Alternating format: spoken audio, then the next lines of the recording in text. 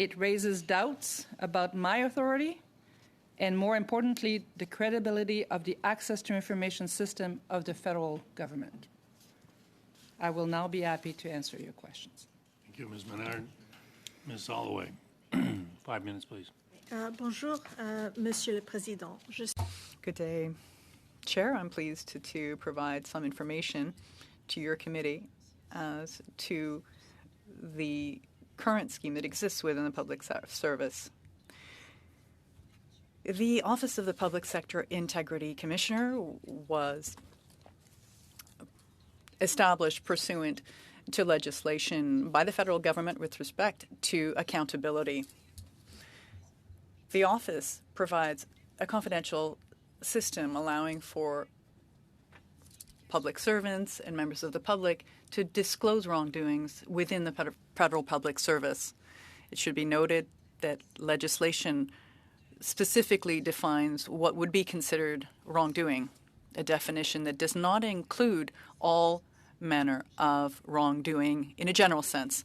The Act provides that current public servants and ex-public servants can table complaints with respect to reprisal relating to disclosures. As an officer of Parliament, I exercise a function that guarantees independence and a neutral stance. The Commissioner cannot launch an investigation with respect to the Department of National Defence, the Communication Security Establishment, or the RCMP.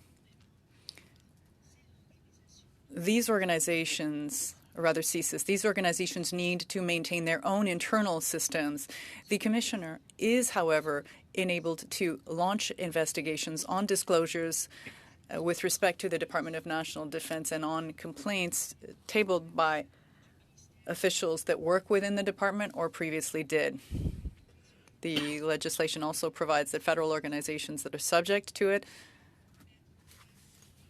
shall implement internal processes, which we call internal regimes, and these organizations have to designate an officer for disclosures and have this person have the same mandate that reflects the Commissioner's.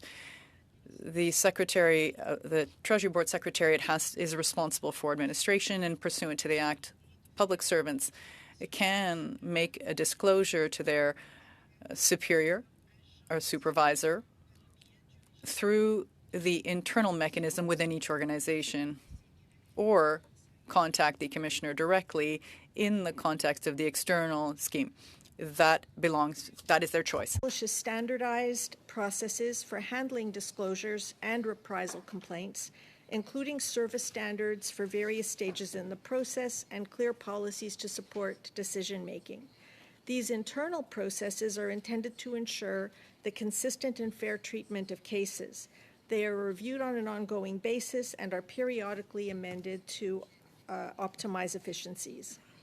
Any individual may make a confidential disclosure of wrongdoing to my office by submitting a form online, via fax, by mail, or in person. Once received, disclosures are analyzed to determine if they fall under my jurisdiction and whether allegations could constitute wrongdoing as defined in the Act. Analysts may reach out to the disclosure for further information during this time. In cases where I do not launch an investigation, the disclosure is informed in writing of the reasons for my decision, and the matter is closed. In cases where additional significant information becomes available, I may reconsider that decision. In cases where I decide to launch an investigation, the deputy head of the affected organization is contacted, as well as the discloser and the alleged wrongdoer, and the investigation begins. We have a service standard for completion of investigations within 12 months. Investigations can include interviews with witnesses and the alleged wrongdoer, as well as the collection and examination of documents or other evidence. Throughout the process, my office respects the right of procedural fairness and natural justice for all involved parties. Après une enquête, je conclus. Following an investigation, I find whether there has been wrongdoing or not on the preponderance of evidence. In the case of wrongdoing, I have 60 days to table before Parliament a report where I describe the act in question. The report also includes my recommendations for corrective action, as well as a response from the General Administrator to these statements. To date, my predecessors have tabled 19 such things. I have been in this position for less than 5 months, to note. I recognize the difficulty in making disclosure, and I take seriously the importance of maintaining confidentiality for disclosures of wrongdoings. The same thing applies within departments. The Commissioner never shares the identity of the person disclosing, but this individual can be the subject of reprisals if identity is disclosed in other manners. The individual can table a complaint before the Commissioner.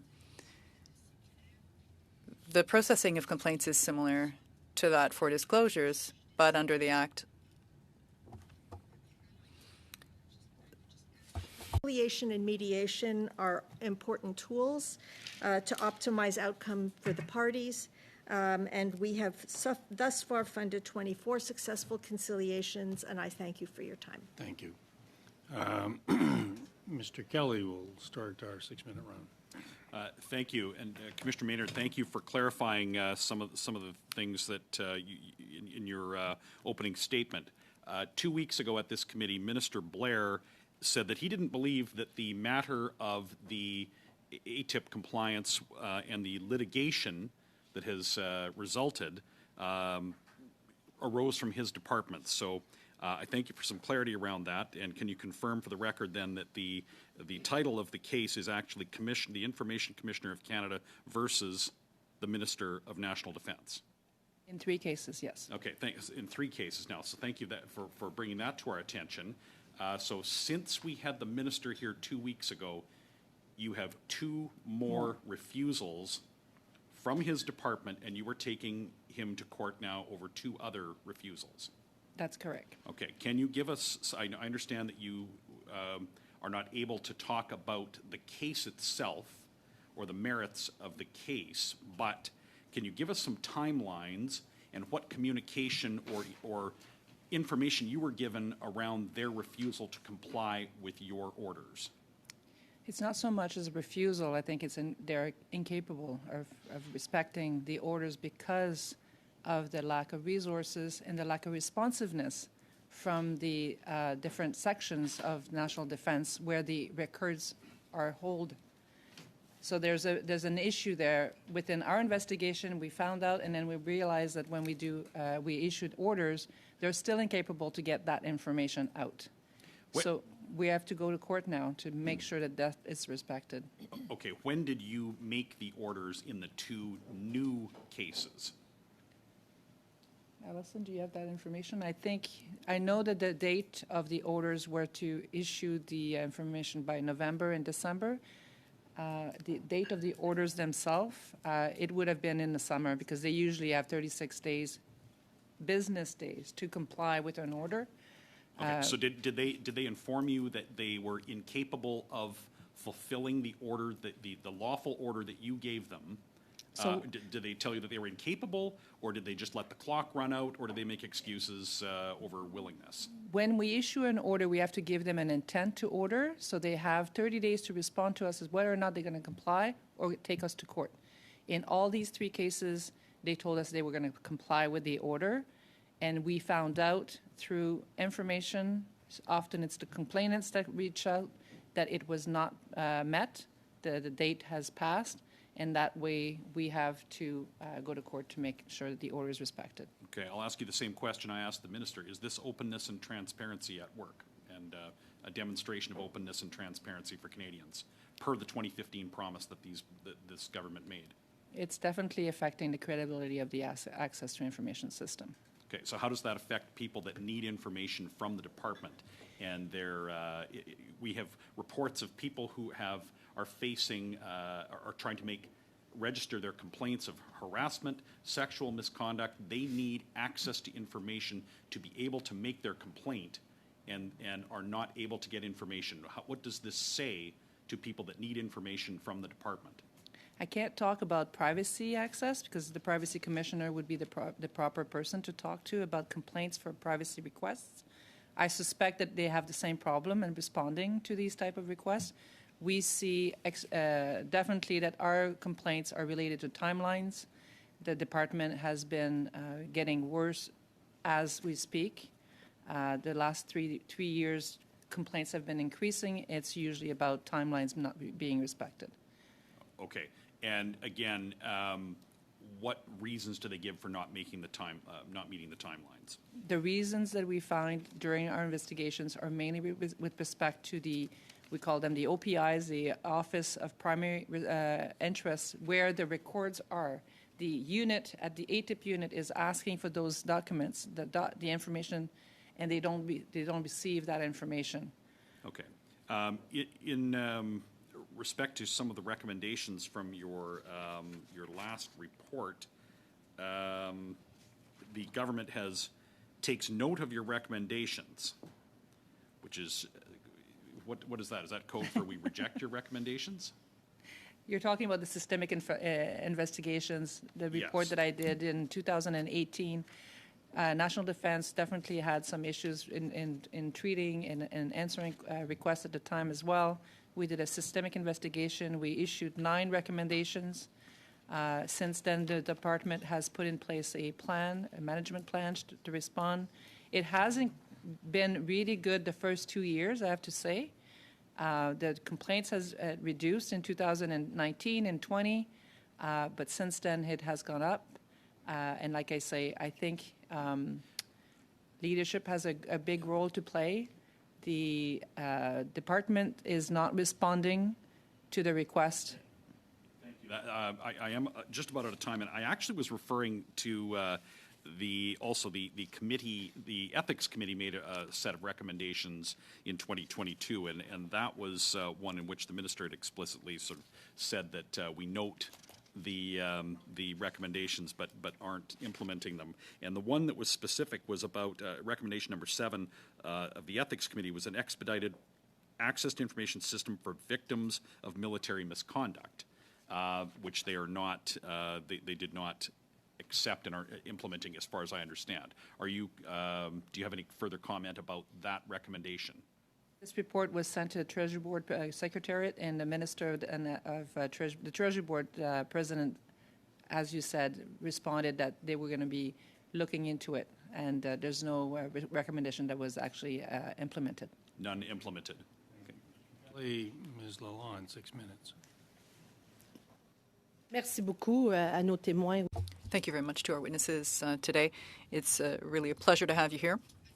I guess la première question que My first question